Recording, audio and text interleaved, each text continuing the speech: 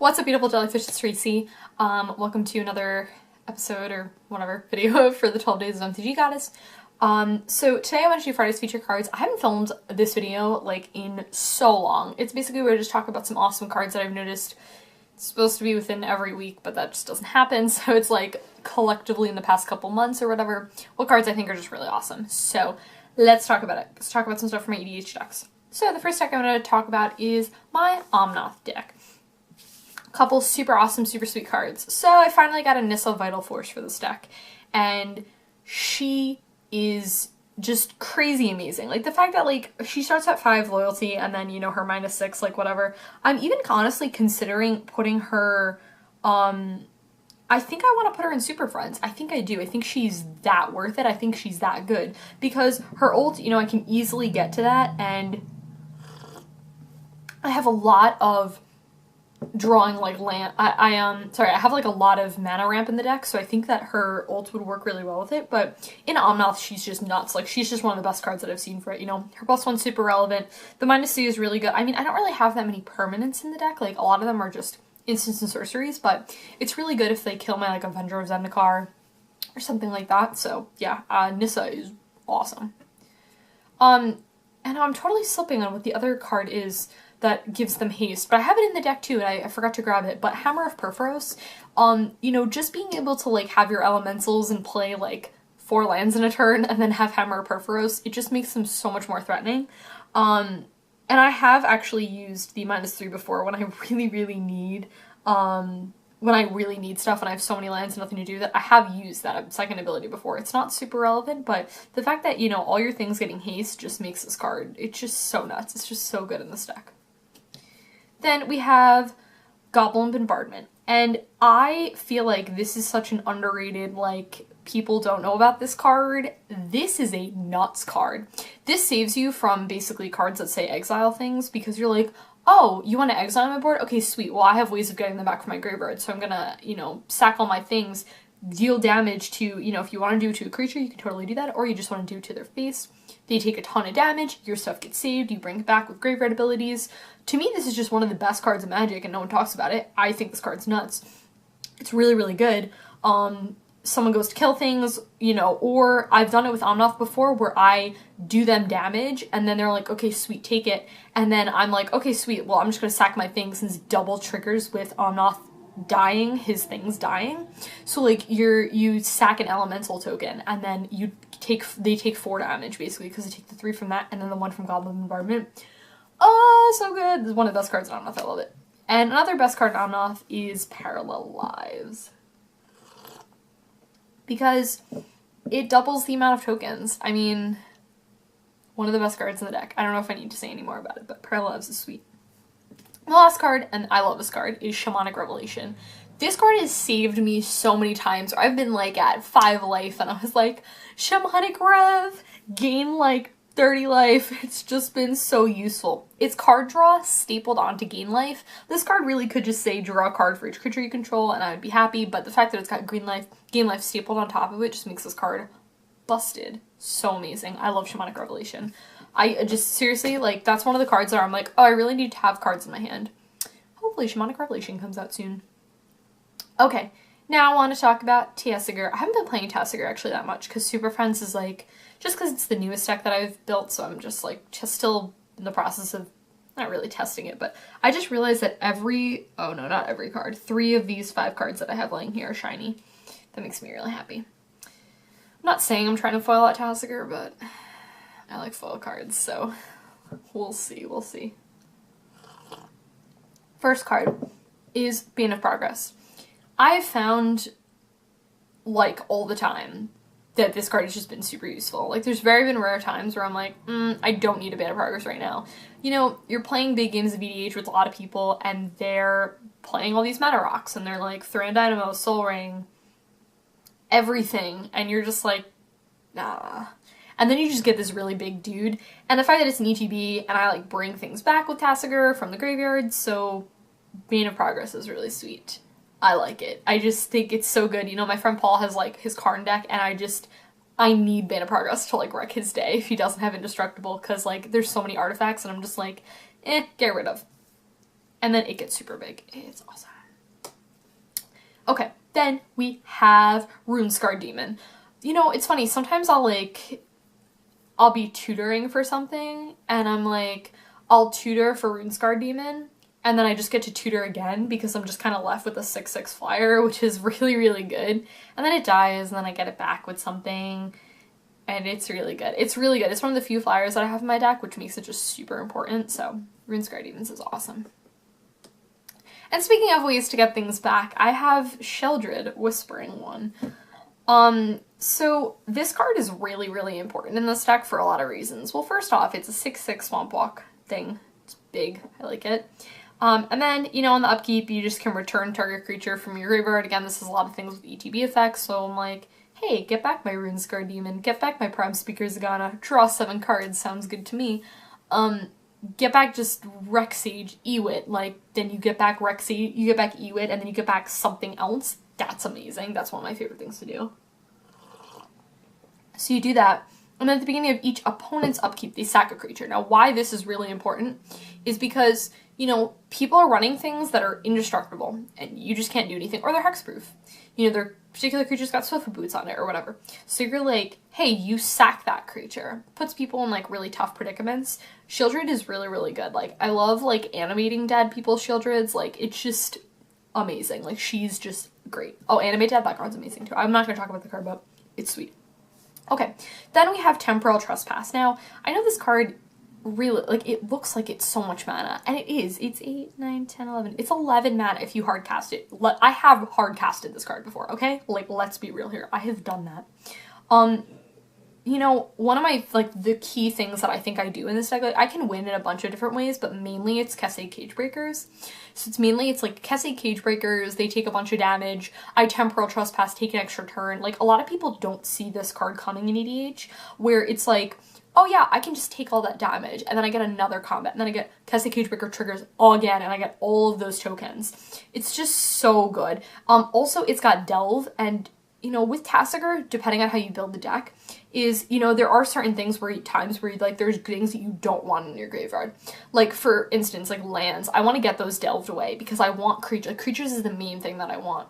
But still, I can pick and choose, you know, because I have, do I still have Splinter Fright in this deck? I don't know if I still have this in the deck. I think I may have taken it out, but, yeah, you get to pick and choose, and it's an 8 cost, so it's really, really useful for, you know, delving specific things away that you don't need anymore.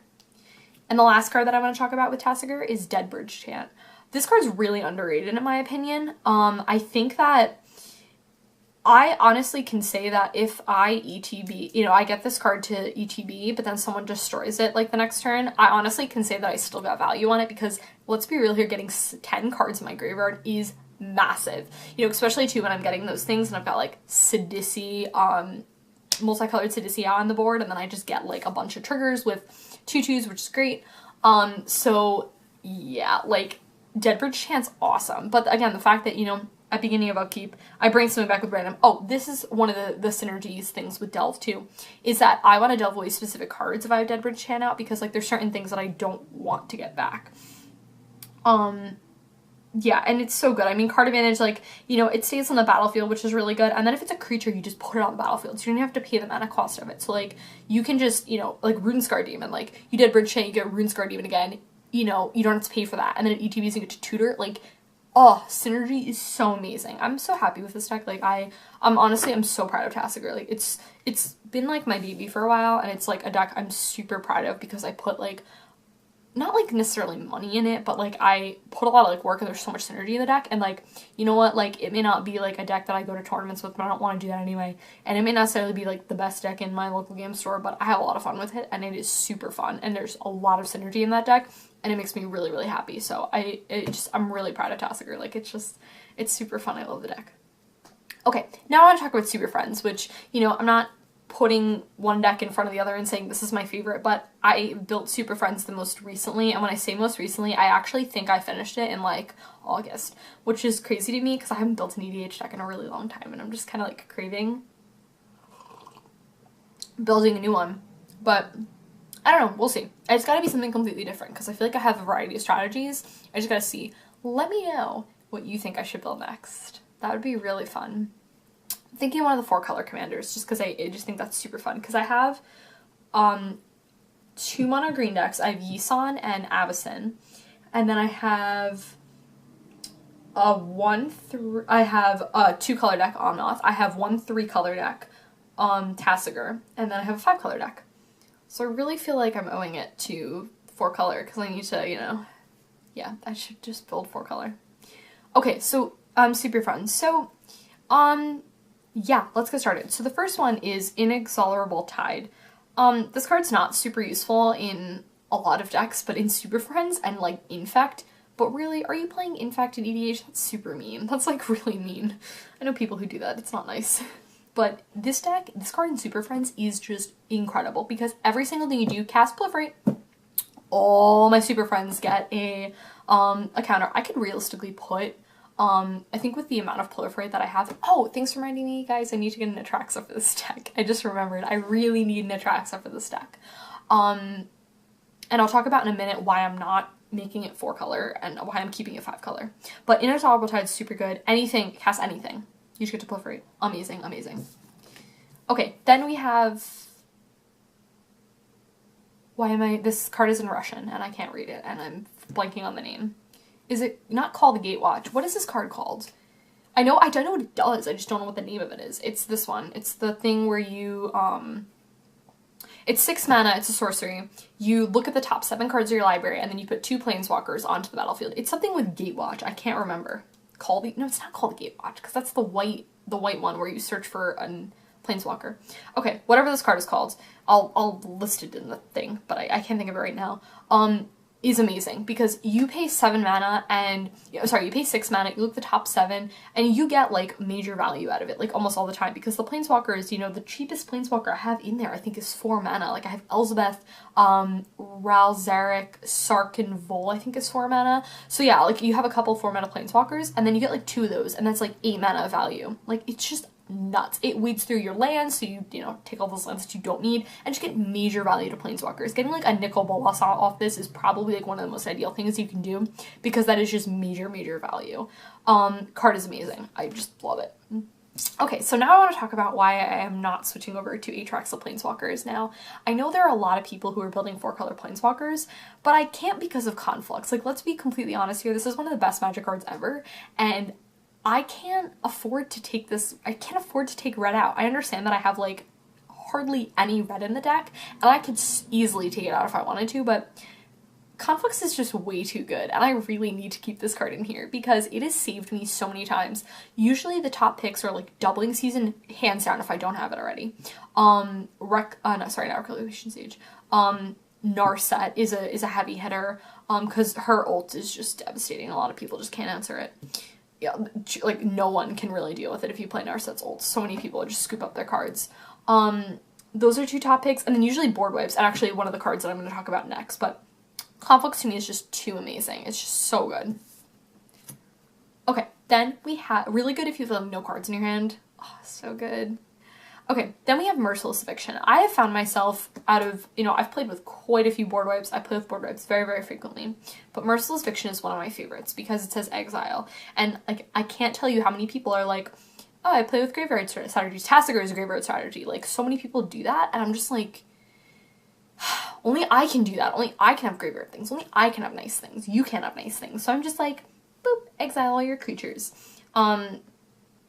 Yeah, it's just so good. Like, this is an amazing Magic card. Like, it just does everything to me. Like, I just love this card so much. Like, it's so good. So good. Okay, then I want to talk about kind of a cool little combo thing that I have. It's not an infinite combo. That would be... Superfriends doesn't need infinite combos. Like, let's be completely honest here. Like, the deck doesn't have damage on its own. We don't need to give it more toys.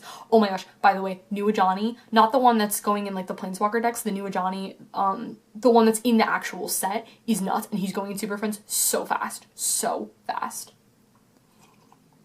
He's the one where his ult is basically like, you put 5 counters on every Planeswalker and creature you control, and I'm like, this card is dumb. Someone was over here like, Superfriends definitely needs a new toy, right? Oh my gosh, I'm so excited. Like, the card's busted. Anyways, not the point. Let's be real here. When we talk about spoilers, we'll talk about that way more. Okay, first is the Chain Veil. You know, this is kind of like, to me, just an essential, like you're running Super Friends, you need to be running Chain Veil, because the whole -2, you lose 2 life, whatever. Like, you know, my mana base doesn't hurt me at all, so I don't, like, nothing that in my deck hurts me. I think I have a mana confluence, so like, okay, sometimes I take damage from my land, whatever, YOLO, I don't even care. The fact that you can just activate, you know, each planeswalker you control, you can just activate their thing again, which is just amazing. So, okay, sweet, sounds good to me. And it synergizes with Teferi. Now, Teferi has been one of those planeswalkers that, you know, has always been, I feel like for me, I've always been like, okay, like, I guess Teferi seems okay. But his -1 is, all of his abilities are great, but his -1 in particular synergizes really well with Chain Veil, because what you do is you activate, you know, Teferi, and then you activate the +1, and then you Chain Veil, and then you -1 him, and then you activate Chain Veil again. So it's really, really good for, like, helping out other planeswalkers. Like, he's kind of like a support planeswalker, if that makes sense. Like, he, you know, he's good on his own, but he's really good at helping other planeswalkers ult if you have this little combo thing. Now, it does cost a bit of mana, like, you do need to have quite a bit of mana on the board to do that, so you can keep activating Chain Veil. But, really, really good synergy, like a really good card combination together. I think, I don't know if I don't think I recorded that one EDH game, but, yeah, there's that little combo that I found, and I was like, super, super good. I actually didn't know about it before then, and I was like, wow, that's amazing. Again, can be a little bit mana intensive depending on your mana base, but if you can pull that off, super strong, really, really devastating. So just being able to activate Chain Veil a couple times, you know, that gets you closer to ulting Narset, that gets you closer to ulting Venser, Jace, Elsbeth, whatever. So, yeah, guys, that was it. That was it for talking about Friday's feature cards. I hope you guys enjoy the rest of your D/night, and I'll talk to you